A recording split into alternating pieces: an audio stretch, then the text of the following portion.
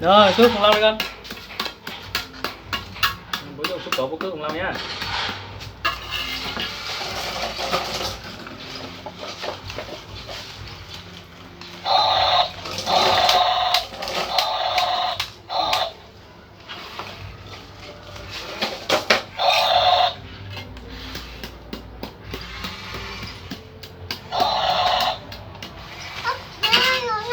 Đuôi rồi kìa.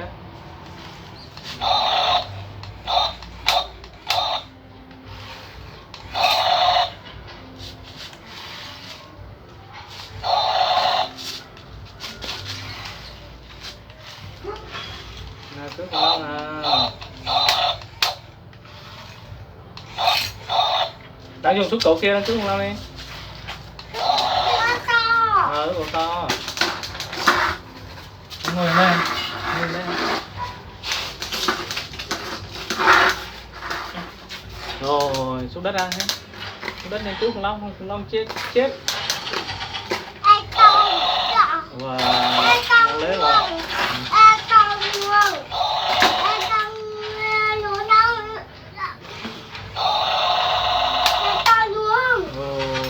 con to luôn.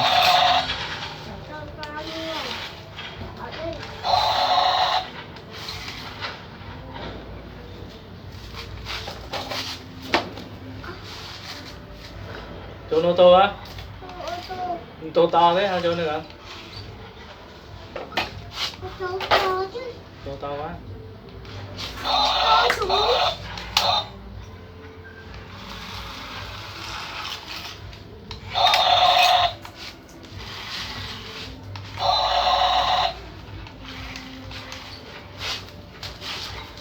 Đấy, đằng sau kìa.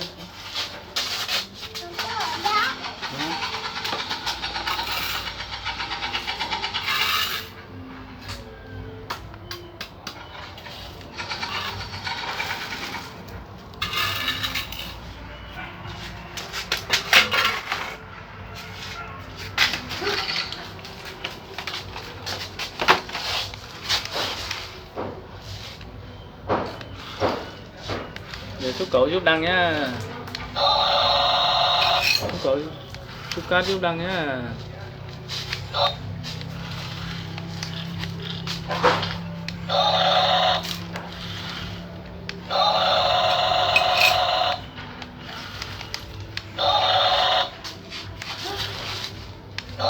Xúc cẩu đang xúc cát giúp Đăng này.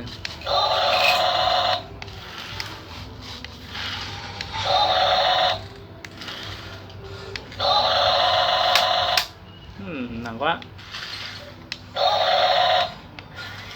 Đây, xúc cẩu đi lên à.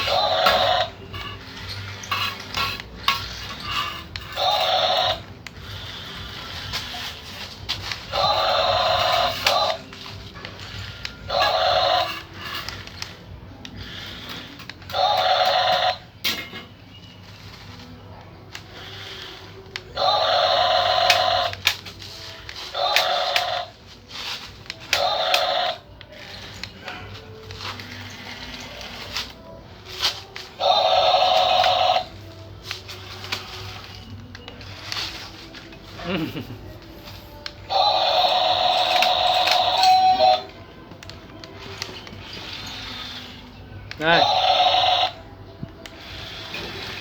Rồi, xong rồi. Chưa xong á. Làm gì nữa con?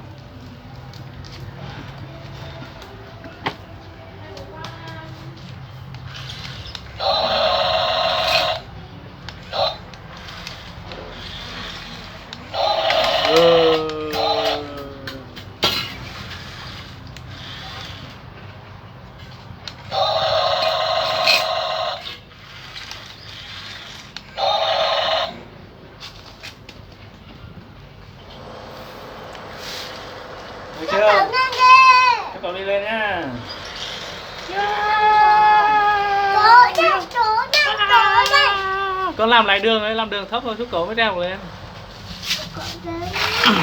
Con làm lại đường đấy, làm đường thấp thôi. Được chưa? Để xúc cổ đi lên ạ. Rồi đập, đúng rồi.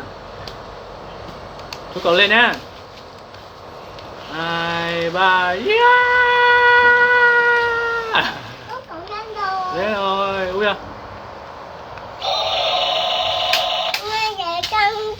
Đang điều khiển à?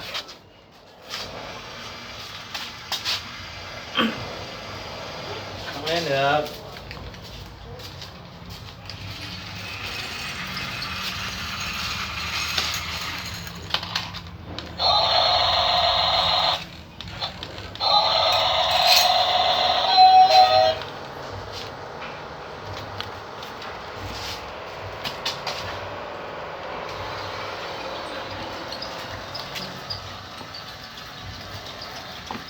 Rồi, hút cổ không lên nữa rồi. Bung đất đi con. Cho lùi lại đi, xong nó chạy lại con. Rồi, chạy lên. Ồ, không lên được rồi. Lùi lại xem nào.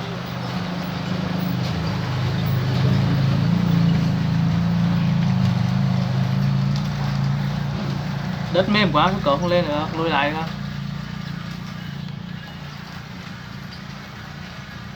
Lùi lại đi, không hỏng hút cổ được con.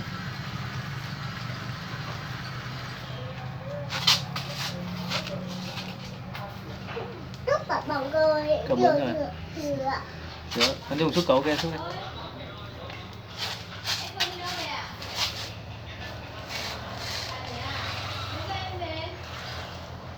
Xúc.